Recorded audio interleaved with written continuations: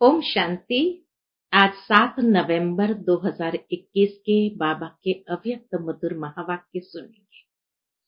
और ये अव्यक्त मधुर महावाक्य अव्यक्त बाप दादा ने 19 नवंबर 1989 को सुनाए थे, जिसमें आज बाप दादा सच्चे साहब बन अपने साहबजादे और साहबजादियों को देख रहे हैं।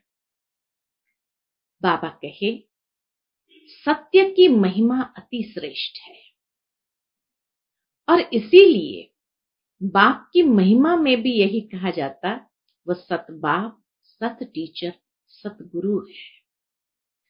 और हम सब आत्माओं को सच्ची सत्यनारायण की कथा सुना करके सतयुग की स्थापना करते हैं।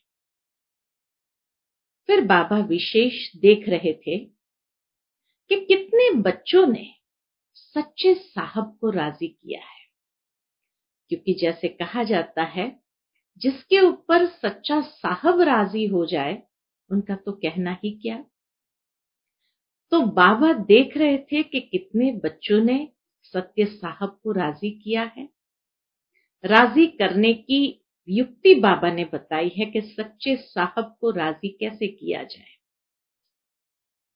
जिसके ऊपर सच्चा साहब राजी होता है तो बाप की महिमा में गाते हैं, वो दाता विधाता वरदाता है।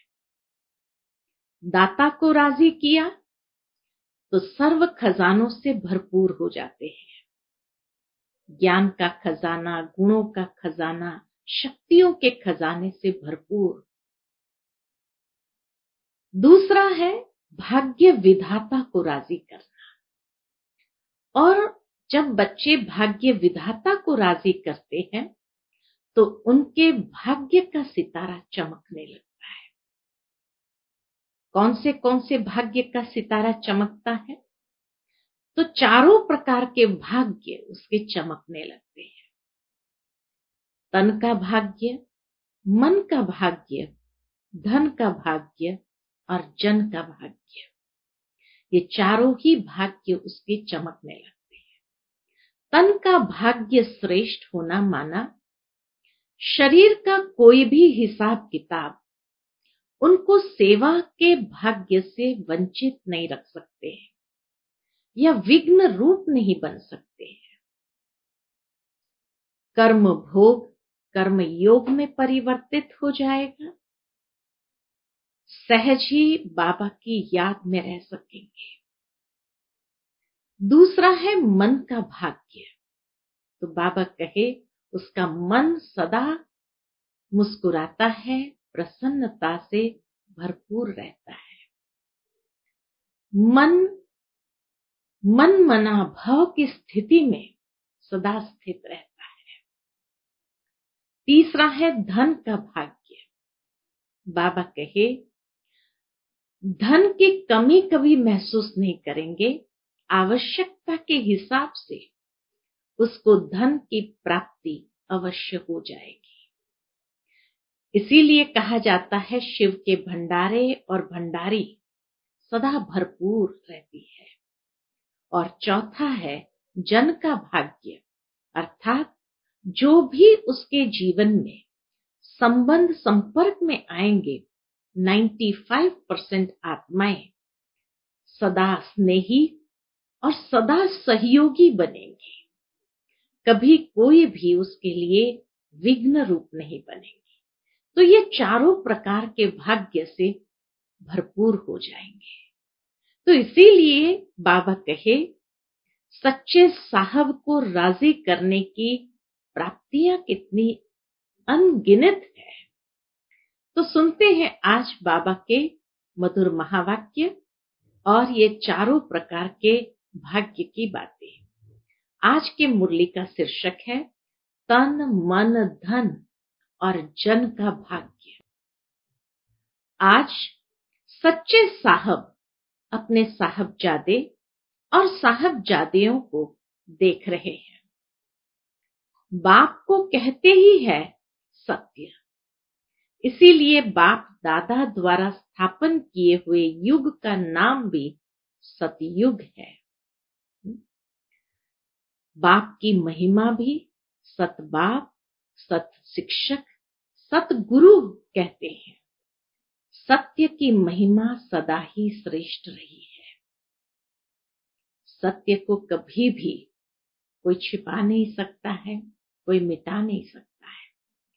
तो इसीलिए बाबा कहे सत्य की महिमा सदा ही श्रेष्ठ रही है। सत बाप द्वारा आप सभी सत्य नारायण बनने के लिए सच्ची कथा सुन रहे हो। ये बाप दादा का ज्ञान, ये सत्य नारायण बनने की सच्ची कथा सुना रहे हैं बाबा। ऐसा सच्चा साहब अपने बच्चों को देख रहे हैं। क्या देखते हैं कि कितने बच्चों ने सच्चे साहब को राजी किया है। अब राजी करने की विधि क्या है, ये भी बाबा युक्ति युक्त मुरली में स्पष्ट करते हैं। बाबा देख रहे हैं कितने बच्चों ने सच्चे साहब को राजी किया है। सच्चे साहब की सबसे बड़ी विशेषता है वह दाता, विधाता, वरदाता है। तो अगर सच्चे साहब को राजी किया मतलब दाता, विधाता, वरदाता तीनों को राजी कर देते हैं। अच्छा, राजी रहने वाले बच्चों की निशानी सदा दाता राजी है। तो दाता को राजी करने की विधि बताई बाबा ने। राजी रहने वाले बच्चे अर्थात हर हाल में, हर परिस्थिति में जो बच्चे राजी रहते हैं, कभी कोई भी प्रकार से मन उदास करना, दिल शिकस्त होना, प्रश्नात्मक बनना, अनेक प्रकार के सवाल बाबा के प्रति उठाना, तो बाबा कहे सच्चे साहब को राजी करना अर्थात के बच्चे हर हाल में राजी रहेंगे। और जो बच्चे राजी रहते हैं हर परिस्थिति में, उनके ऊपर दाता भी सदा राजी है ही है। कितनी सिंपल विधि है कि सच्चे साहब को राजी करना माना स्वयं हर हाल में, हर परिस्थिति में, हर परीक्षा में भी राजी रहना। इतनी सिंपल विधि है। राजी रहने वाले बच्चों की निशानी सदा दाता राजी है। एक ही लाइन में बाबा ने बहुत गहराई की बात बता दी। इसलिए ऐसी आत्माएं सदा अपने को ज्ञान के खजाने, शक्तियों के खजाने, गुणों के खजाने, सब खजानों से भरपूर अनुभव करेगी। और दाता राजी हो गया उनके ऊपर तो उन्हें सर्व खजानों से भरपूर कर देता है। ज्ञान का खजाना, गुणों का खजाना, शक्तियों का खजाना, सर्व खजानों से भरपूर अनुभव करेंगे। कभी भी अपने को खजानों से खाली नहीं समझेंगे। कोई भी गुण व शक्ति व ज्ञान के गुह्य राज से वंचित नहीं होंगे। वो आत्मा कभी भी ये नहीं कहेंगे ये ज्ञान का रहस्य या राज मुझे समझ में नहीं आया। तभी बाबा ने कई बार मुरली में कहा है कि राजी रहने वाला राज को जानता है, इसीलिए वो नाराज नहीं होता। नाराज रहने वाला राज को नहीं जानता है। तो साहब को राजी करने वाले बच्चे अगर हर हाल में राजी रहते हैं, माना वो ज्ञान के, गुणों के, शक्ति के गुह्य राज से वंचित नहीं होंगे।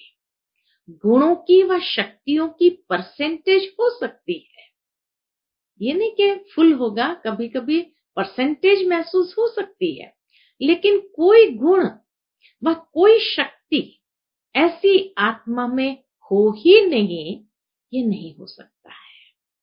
परसेंटेज जरूर होगी। जैसे समय प्रमाण कई बच्चे कहते हैं कि मेरे में और शक्तियां तो है, लेकिन यह शक्ति वह गुण नहीं है, तो नहीं शब्द निषेध होगा। उसकी डिक्शनरी में नहीं शब्द नहीं होगा। हर गुण और शक्ति परसेंटेज वाइज हो सकती है, लेकिन नहीं हो ये नहीं हो सकता है। ऐसे दाता के बच्चे सदा धनवान होंगे, अर्थात भरपूर व संपन्न होंगे। ये है दाता को राजी करने की विशेषता या लक्षण। दूसरी महिमा है भाग्य विधाता। तो भाग्य विधाता साहब के राजी की निशानी। भाग्य विधाता सच्चा साहब राजी है, उसकी निशानी क्या? ऐसे मास्टर भाग्य विधाता बच्चों के मस्तक पर सदा भाग्य का सितारा चमकता रहता है, अर्थात उनकी मूरत और सूरत से सदा रूहानी चमक दिखाई देती है। मूरत से सदा राजी रहने के फीचर्स दिखाई देंगे। सूरत से सदा रूहानी सीरत अनुभव होगी। तो मूरत और सूरत में सदा प्रसन्नता के फीचर्स दिखाई देंगे। राजी रहने के रूहानी चमक वाले फीचर्स दिखाई देंगे। इसको कहते हैं मस्तक में चमकता हुआ भाग्य का सितारा। हर बात में तन मन धन जन चारों रूप से अपना भाग्य अनुभव करेंगे। चारों ही भाग्य भरपूर अनुभव करेंगे। कैसे? उसको बाबा ने स्पष्ट किया है। ऐसे नहीं कि इनमें से कोई एक भाग्य के प्राप्ति की कमी महसूस करेंगे, नहीं, चारों ही भाग्य भरपूर अनुभव करेंगे। मेरे भाग्य में 3 बातें तो ठीक है, बाकी एक बात की कमी है, ऐसे नहीं कहेंगे।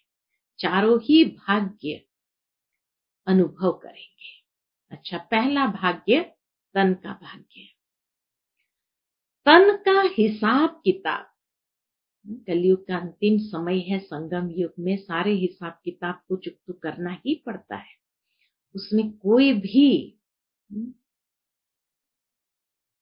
रियायत नहीं है। हर एक ने जो कर्म किया है उसका हिसाब किताब बना है, और उस हिसाब किताब के हिसाब से कर्म भोगना भी आती है।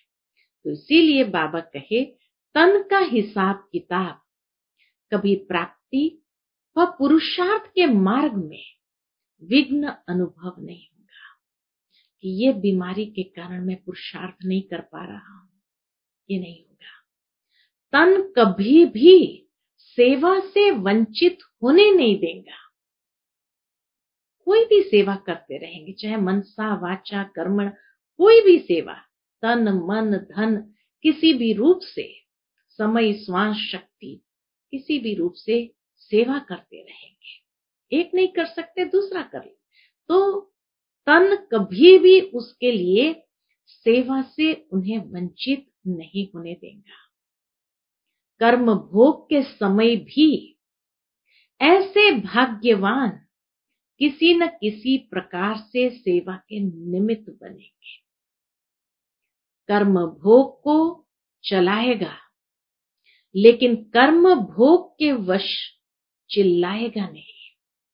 कर्म भोग को चलाना वो सीख लेता है, लेकिन कर्म भोग के वशीभूत होकर के चिल्लाता नहीं है। चिल्लाना किसको कहा गया है? उसको बाबा स्पष्ट करते हैं। चिल्लाना अर्थात कर्म भोग का बार बार वर्णन करना। कोई भी आएगा उसके सामने, अरे यहाँ दर्द है, ये हो रहा है, वो हो रहा है, तो चिल्लाना उसको कहा जाता है। चिल्लाना अर्थात कर्म भोग का बार बार वर्णन करना व बार बार कर्म भोग के तरफ बुद्धि और समय लगाते रहना। छोटी सी बात को बड़ा विस्तार करना, इसको कहते हैं चिल्लाना। और बड़ी बात को ज्ञान के सार से समाप्त करना, इसको कहते हैं चलाना। बार बार वर्णन करना, बुद्धि योग उस तरफ जाना, समय जाना, एनर्जी लगाना, इसको कहते हैं चिल्लाना। और बाबा कहे बड़ी बात को ज्ञान के सार से समाप्त कर देना कुछ नहीं है, बस बाबा चला रहा है, इसको कहते चलाना। तो सदा यह बात याद रखो, योगी जीवन के लिए चाहे छोटा कर्म भोग हो चाहे बड़ा हो, लेकिन उसका वर्णन नहीं करो। वर्णन करना माना छोटी बात को बड़ा बना देना। कर्म भोग की कहानी का विस्तार नहीं करो, क्योंकि वर्णन करने में समय और शक्ति उसी तरफ होने के कारण हेल्थ कॉन्शियस हो जाते हैं, सोल कॉन्शियस नहीं। तो इसीलिए बाबा कहे वो हेल्थ कॉन्शियस नहीं होंगे, सोल कॉन्शियस होंगे। यह हेल्थ कॉन्शियसनेस रूहानी शक्ति से धीरे धीरे नर्वस बना देती है। कितनी गुह्य बात बाबा ने यहां स्पष्ट की है कि जितना हेल्थ कॉन्शियस हो जाएंगे तो हमारी सारी रूहानी शक्ति धीरे धीरे क्षीण होती जाती है, उस तरफ चली जाती है। इस कारण फिर अपने आप में खाली और नर्वसनेस का अनुभव करते हैं। यह हेल्थ कॉन्शियसनेस रूहानी शक्ति से धीरे धीरे नर्वस बना देती है, इसलिए कभी भी ज्यादा वर्णन नहीं करो। योगी जीवन कर्म भोग को कर्म योग में परिवर्तन करने वाला है। नेचुरल है, जितना जो ज्यादा वर्णन करता है, ये हो रहा है, यहाँ हो रहा है, ऐसा हो रहा है, वैसा हो रहा है, तो क्या होगा?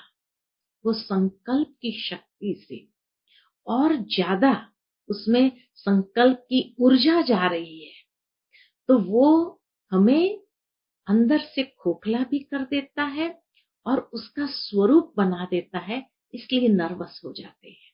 तो संकल्पों का प्रभाव कितना पड़ता है ये बाबा ने यहाँ स्पष्ट किया, इसलिए वो तन के भाग्य का अनुभव नहीं करता है। तो तब बाबा ने कहा यह हेल्थ कॉन्शियसनेस रूहानी शक्ति से धीरे धीरे नर्वस बना देता है, इसलिए कभी भी ज्यादा वर्णन नहीं करो। योगी जीवन कर्म भोग को कर्म योग में परिवर्तन करने वाला है। यह है तन के भाग्य की निशानी, यह है तन के भाग्य की निशानियां। दूसरा फिर है मन का भाग्य।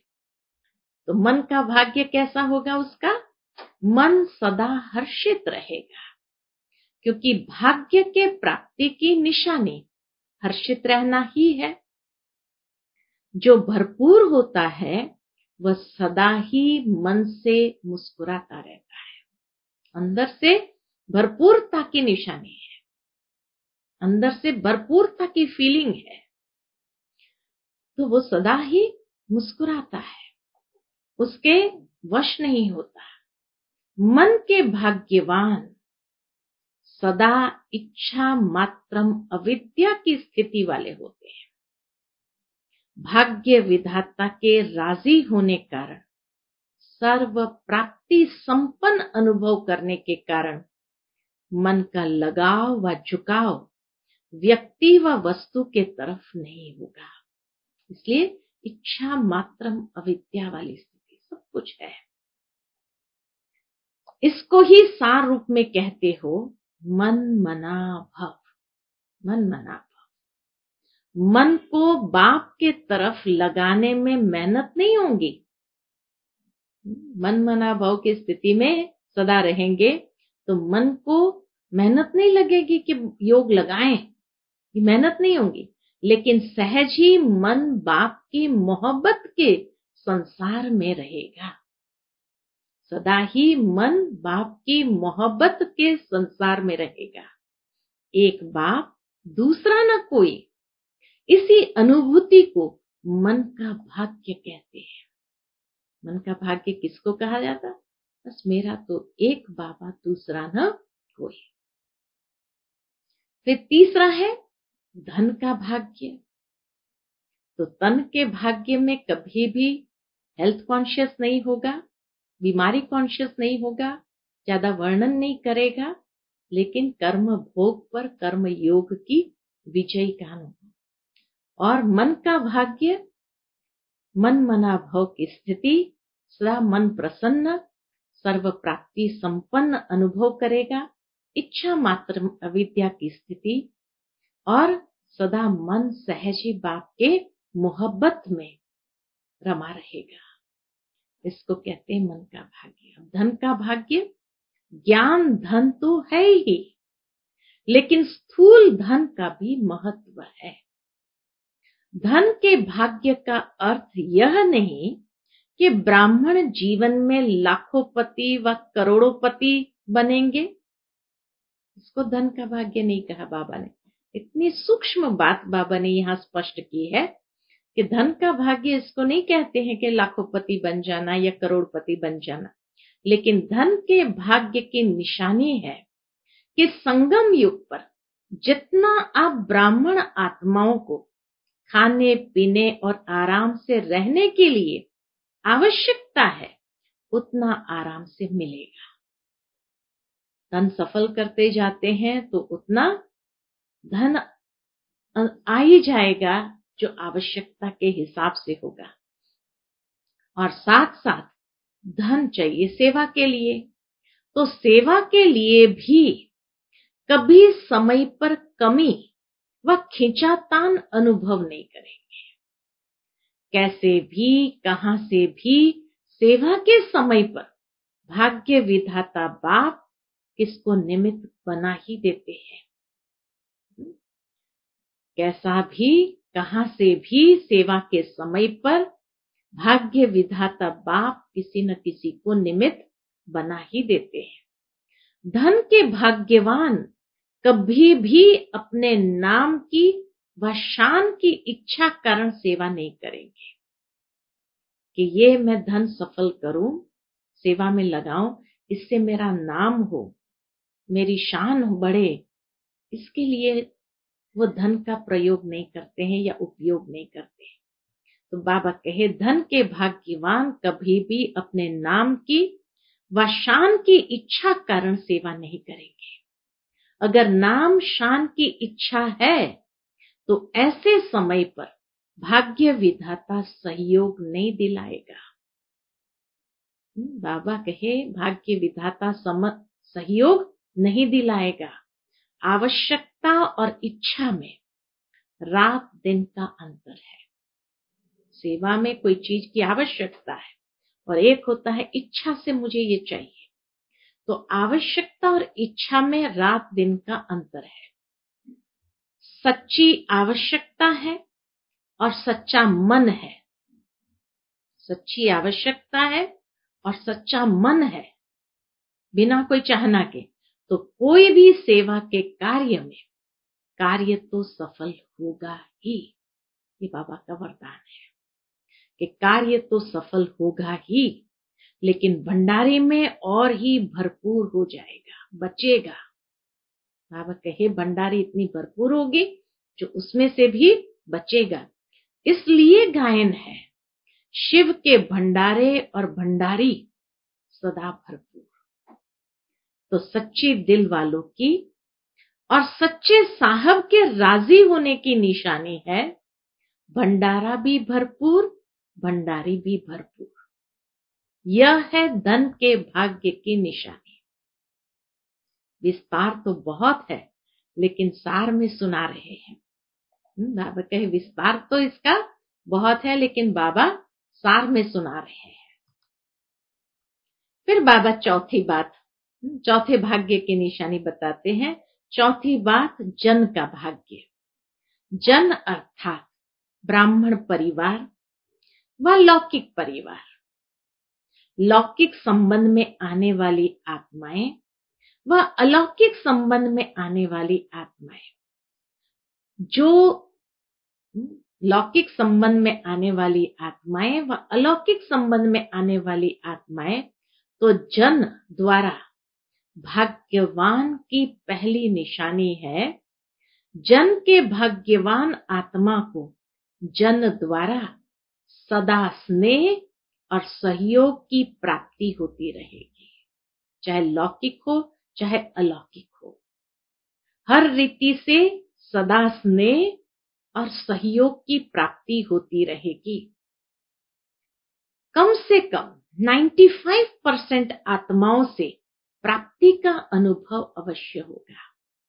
वो आत्माएं लौकिक या अलौकिक वाली विघ्न नहीं डालेगी, लेकिन सदा स्नेही और सहयोगी बन जाएंगे।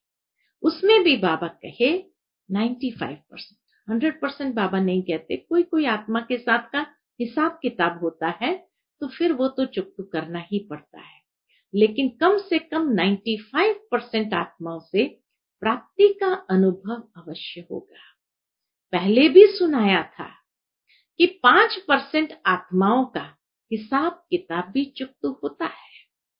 उन आत्माओं से कोई ना कोई जन्मों का हिसाब किताब है तो वो चुकता होता है। इसलिए उन्हों द्वारा कभी स्नेह मिलेगा, कभी परीक्षा भी होगी। हिसाब किताब है तो उन आत्माओं के द्वारा कभी तो स्नेह मिलेगा, कभी तो वो परीक्षा रूप बन जाएंगे, लेकिन 5% से ज्यादा नहीं होना चाहिए। ऐसी आत्माओं से भी धीरे धीरे शुभ भावना, शुभ कामना द्वारा हिसाब को चुकता करते रहो। बाबा कहे कोई बात नहीं, वो 5% से शुभ भावना, शुभ कामना से हिसाब किताब चुकता करते रहो। जब हिसाब चुकता हो जाएगा तो किताब भी खत्म हो जाएगा। अंडरस्टूड है? फिर हिसाब किताब रहेगा ही नहीं। तो भाग्यवान आत्मा की निशानी है जन के रहे हुए हिसाब किताब को सहज चुकता करते रहना और 95% आत्माओं द्वारा सदा स्नेह और सहयोग की अनुभूति करना। 5% आत्माओं से सहज ही शुभ भावना, शुभ कामना से हिसाब किताब चुकता करते रहना और 95% आत्माओं से तो सदा स्नेह और सहयोग की अनुभूति करना। जन के भाग्यवान आत्माएं जन के संपर्क संबंध में आते सदा प्रसन्न रहेगी। प्रश्न चित्त नहीं, लेकिन प्रसन्न चित्त। ये ऐसा क्यों करता, वह क्यों कहता, यह बात ऐसे नहीं, ऐसे होनी चाहिए। चित्त के अंदर ये प्रश्न उत्पन्न होने वाले को प्रश्न चित्त कहा जाता है। जिसके चित्त के अंदर ये प्रश्न उत्पन्न होते, यह बात ऐसे नहीं, ऐसे होनी चाहिए, ये ऐसे क्यों करता है, ये ऐसा क्यों कहता है, तो बाबा कहे वह प्रश्न चित्त नहीं होंगे, लेकिन प्रसन्न चित्त। और प्रश्न चित्त कभी सदा प्रसन्न नहीं रह सकता। उसके चित्त में सदा क्यों की क्यों लगी रहती है। ये क्यों, ऐसा क्यों, वैसा क्यों। तो बाबा के उसके चित्त में सदा क्यों की क्यों लगी रहती है। इसलिए उस क्यों को समाप्त करने में ही समय चला जाता है और यह क्यों फिर ऐसी होती है जो आप छोड़ने चाहो तो भी नहीं छोड़ सकते। समय देना ही पड़ेगा, क्योंकि इस क्यों का रचता आप हो। इसलिए बाबा कहे ये क्यों को रचो ही नहीं। प्रश्न में जाकर के क्यों को रचो ही नहीं, नहीं तो आपको समय देना ही पड़ेगा, क्योंकि आप उसके रचता हो। जब रचना रच ली तो पालना करनी पड़ेगी। पालना से बच नहीं सकते, चाहे कितने भी मजबूर हो जाओ, लेकिन समय एनर्जी देनी ही पड़ेगी। उस क्यों को समय और एनर्जी देनी ही पड़ेगी। इसलिए इस व्यर्थ रचना को कंट्रोल करो, यह बर्थ कंट्रोल करो। समझा? हिम्मत है? पूछते बाबा, ये व्यर्थ की रचना को कंट्रोल करने की हिम्मत है? जैसे लोग कह देते हैं ना, यह तो ईश्वर की देन है, हमारी गलती थोड़ी है। ऐसे ही ब्राह्मण आत्माएं फिर कहती है ड्रामा की नूंद है, लेकिन ड्रामा के मास्टर क्रिएटर, मास्टर नॉलेजफुल बन हर कर्म को श्रेष्ठ बनाते चले। अच्छा, फिर बाबा ने विशेष टीचर्स को देखा और टीचर्स से बात किया। बाबा कहे, टीचर्स ने सुना सच्चा साहब मेरे ऊपर कितना राजी है, इसका राज तो सुना ना। सच्चे साहब को राजी करने की विधि बताई बाबा ने। हर हाल में राजी रहना, हर हाल में राजी रहना, क्यों क्या के प्रश्न के जंगल में नहीं जाना। लेकिन जब राजी रहते हैं तो सर्व खजानों से भरपूर रह जाते हैं। तो बाबा कहे, सच्चा साहब मेरे ऊपर कितना राजी है, इसका राज तो सुना ना। राज सुनने से सभी टीचर्स राजयुक्त बनी व दिल में आता है कि इस भाग्य की मेरे में कमी है। कभी धन की खींचातान में, कभी जन की खींचातान में ऐसी जीवन का अनुभव तो नहीं करती हो ना। सुनाया था एक ही स्लोगन, विशेष निमित्त टीचर्स प्रति, लेकिन है सभी के प्रति, है बाबा के सारे बच्चों के प्रति निमित्त टीचर्स। हर बात में बाप की श्रीमत प्रमाण, जी हजूर, जी हजूर, जी हजूर, जी हजूर करते रहो। बाबा की हर श्रीमत को जी हजूर करते रहो। बच्चों का जी हजूर करना, ये रहस्य समझने की बात है। बहुत गहरी बात बाबा ने कही कि जब हर एक बच्चा बाबा की हर श्रीमत को जी हजूर करते हैं, बच्चों का जी हजूर करना और बाप का बच्चों के आगे हाजिर हुजूर होना, हाजिर हजूर हो जाएंगे, अर्थात हुजूर परमात्मा हाजिर हो जाएंगे। जितना हम जी हजूर करेंगे तो हजूर भी हाजिर हो जाएगा। जब हजूर हाजिर हो गया तो किसी भी बात की कमी नहीं रहेगी, सदा संपन्न हो जाएंगे। दाता और भाग्य विधाता दोनों की प्राप्तियों के भाग्य का सितारा मस्तक पर चमकने लगेगा। दाता राजी हुआ तो सर्व खजानों से भरपूर, और भाग्य विधाता राजी हुआ तो सारे भाग्य के सितारे चमकने लगेंगे। टीचर्स को तो ड्रामा अनुसार बहुत भाग्य मिला हुआ है। सारा दिन सिवाय बाप और सेवा के और काम ही क्या है, धंधा ही है। प्रवृत्ति वालों को तो कितना निभाना पड़ता है। आप लोगों को तो एक ही काम है, कई बातों से स्वतंत्र पंछी हो। जो गृहस्थ वालों को तो निभाना पड़ता है, लेकिन बाबा कहे आप तो कई बातों से स्वतंत्र पंछी हो, समझते हो अपने भाग्य को। कोई सोने का पिंजरा, हीरे का पिंजरा तो नहीं बना देते, बनाते भी खुद है, हंसते भी खुद है। बाप ने तो स्वतंत्र पंछी बनाया, उड़ता पंछी बनाया। बहुत बहुत बहुत लकी हो। बाबा कहे बहुत बहुत बहुत लकी हो, समझा। हर एक को भाग्य की विशेषता अवश्य मिली हुई है। बाबा ने हर एक को भाग्य की विशेषता अवश्य दी है। प्रवृत्ति मार्ग वालों की विशेषता अपनी, टीचर्स की विशेषता अपनी, गीता पाठशाला वालों की विशेषता अपनी। भिन्न भिन्न विशेषताओं से सभी विशेष आत्माएं हो, लेकिन सेवा केंद्र पर रहने वाली निमित्त टीचर्स को बहुत अच्छा चांस है। अच्छा, सदा सर्व प्रकार के भाग्य का अनुभव करने वाले अनुभवी आत्माओं को, सदा हर कदम में जी हजूर करने वाले बाप के मदद के अधिकारी श्रेष्ठ आत्माओं को, सदा प्रश्न चित्त के बदले प्रसन्न चित्त रहने वाले ऐसे प्रशंसा के योग्य योगी आत्माओं को बाप दादा का याद प्यार और नमस्ते।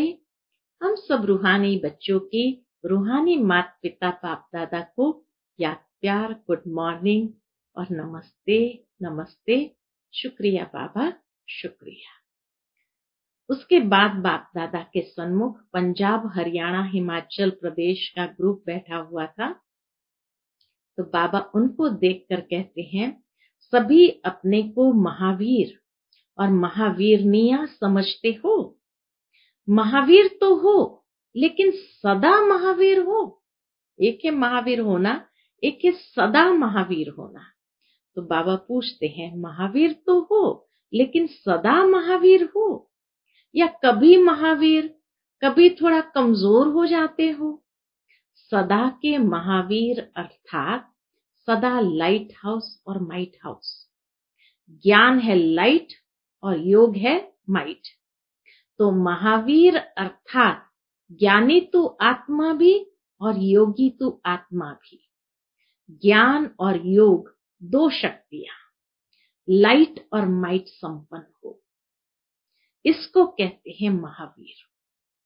किसी भी परिस्थिति में ज्ञान अर्थात लाइट की कमी न हो, किसी भी परिस्थिति में ज्ञान अर्थात लाइट की कमी नहीं हो और माइट अर्थात योग की कमी नहीं हो।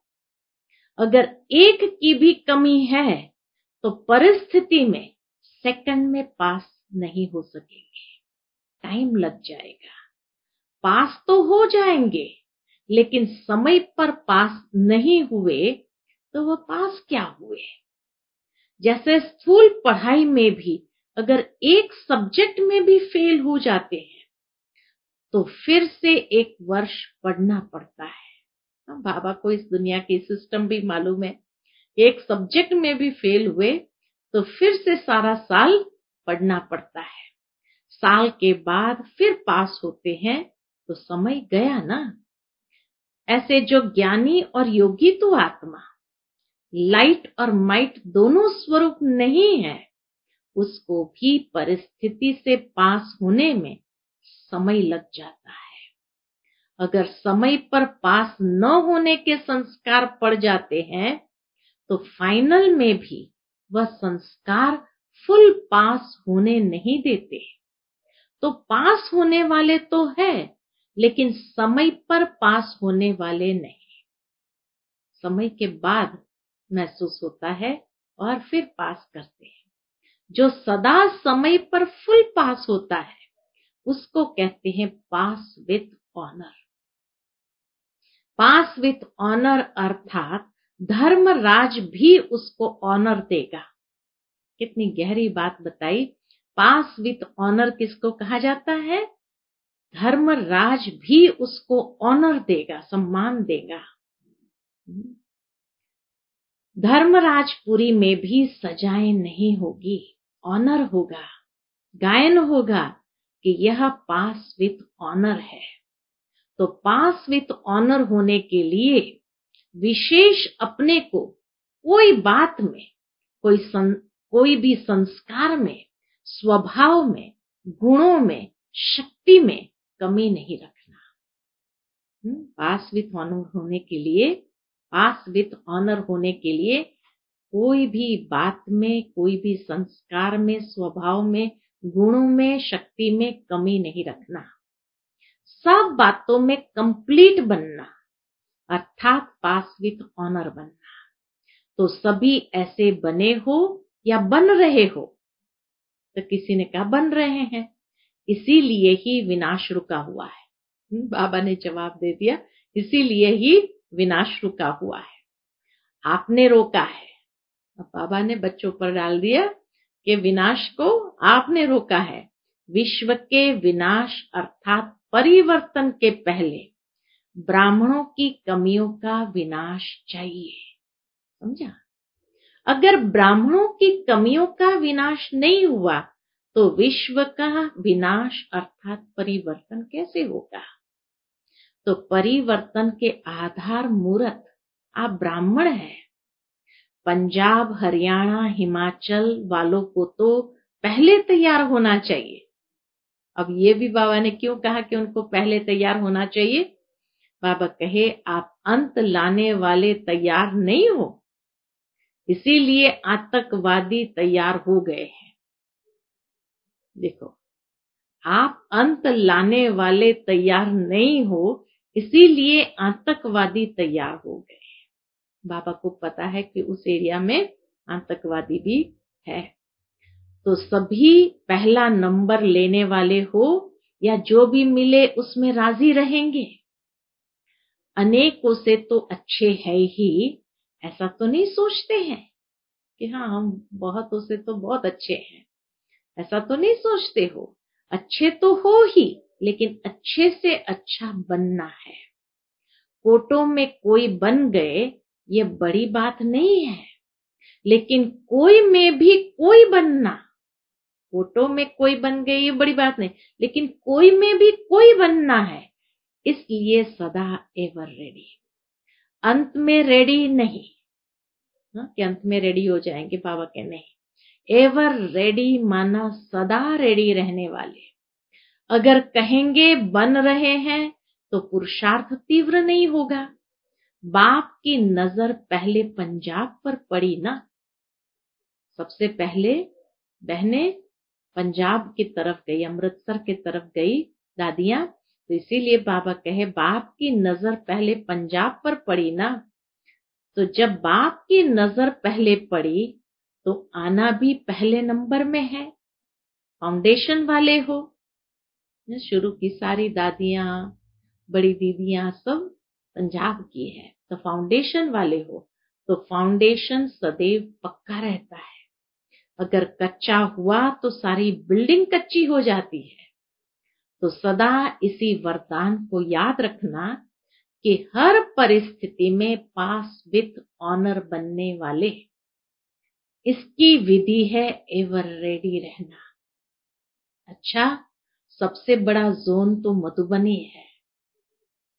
मधुबन वालों को भी देखते हुए बाबा कहे सबसे बड़ा जोन तो मधुबनी है। सब ब्रह्मा कुमार और ब्रह्मा कुमारियों का असली घर मधुबन ही है ना। आत्माओं का घर परम धाम है, लेकिन ब्राह्मणों का घर मधुबन है। सारे विश्व के ब्राह्मणों का परमानेंट एड्रेस मधुबन है। तो बाबा के आत्माओं का घर परम धाम है, लेकिन ब्राह्मणों का घर मधुबन है। तो अमृतसर या लुधियाना के नहीं हो, पंजाब या हरियाणा के नहीं हो, लेकिन आपकी परमानेंट एड्रेस मधुबन है। बाकी सब सेवा स्थान है। चाहे प्रवृत्ति में रहते हो तो भी सेवा स्थान है, घर नहीं है, इसको घर नहीं समझना। स्वीट होम मधुबन है, ऐसे समझते हो ना, या वही घर याद आता है, लौकिक घर याद आ जाता है। अच्छा, आज का बाबा का मधुर वरदान है, समाने की शक्ति द्वारा एक मत का वातावरण बनाने वाले दृष्टांत रूप भव। समाने की शक्ति द्वारा, एक दूसरे की बातों को समाते हुए बाबा के समाने की शक्ति द्वारा एक मत का वातावरण बनाने वाले दृष्टांत रूप भव। जो एक जैसे मणके हैं, एक की ही लगन और एक रस स्थिति में स्थित, एक की मत पर चलने वाले हैं, आपस में संकल्पों में भी एक मत है, वही माला में पिरोए जाते हैं। और एक मत का आधार समाने की शक्ति। लेकिन एक मत का वातावरण तब बनेगा जब समाने की शक्ति होगी। यदि कोई भी बात में भिन्नता हो जाती है तो उस भिन्नता को समाओ। कितना बाबा ने इशारे से कह दिया कि अगर कोई बात में भिन्नता है तो भिन्नता को समाओ, तब आपस में एकता से समीप आएंगे और सबके आगे दृष्टांत रूप बनेंगे। अच्छा, आज का स्लोगन, हर संकल्प वाणी और कर्म में रूहानियत धारण करो, तब सर्विस में रौनक आएगी। हर संकल्प वाणी और कर्म में रूहानियत धारण करो, तब सर्विस में रौनक आएगी। अच्छा, ओ